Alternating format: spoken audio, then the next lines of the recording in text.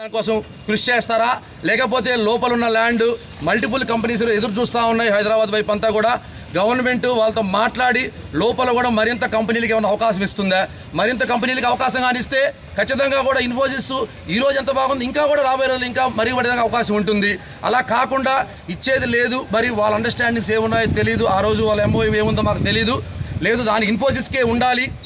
ఈ ల్యాండ్ అంతా కూడా వాళ్ళ ఎంప్లాయీసే ఉండాలనుకున్నప్పుడు మరి దాన్ని ఫుల్ ఫెడ్జ్గా ఓపెన్ చేయించి ఖచ్చితంగా ఎంప్లాయీస్ అందరినీ పిలిపించి ఇక్కడ వాళ్ళకి రావాల్సిన ప్రయోజనాలు ఏమైతే ఉన్నాయి ఇక్కడ ఛాలెంజెస్ ఏదన్నా ఉంటే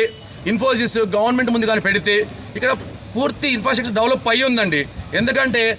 హాస్టల్స్ ఉన్నాయి అకామిడేషన్కి ఇబ్బంది లేదు ట్రాన్స్పోర్టేషన్కి ఇబ్బంది లేదు సెక్యూరిటీకి ఇబ్బంది లేదు ఇటీవల కాలంలో కూడా ఇక్కడ సెజ్లో ఇన్ఫోసిస్ని బేస్ చేసుకుని ఇన్ఫోసిస్ క్యాంపస్ కోసం మాత్రమే ఇక్కడ ఐటీ కార్డర్ పోలీస్ స్టేషన్ కూడా నిర్మించారు లా అండ్ ఆర్డర్ ఇష్యూస్ లేవు ఎటువంటి ఇష్యూస్ లేవు అందరినీ కూడా బ్యాక్ రమ్మంటున్నాం ఆ రోజు కోవిడ్